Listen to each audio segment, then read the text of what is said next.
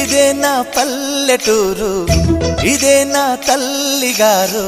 మా ఊరి పాడి పంట రాములోరి దీవెనంట. తల్లి గోదావరి నీళ్ళు కడిగే సీతమ్మ పాదాలు. ఊరంతా హాయ్ హాయ్ హాయ్, మనసంతా హాయ్ హాయ్ హాయ్. ఇదే నా పల్లెటూరు, ఇదే నా తల్లిగారు.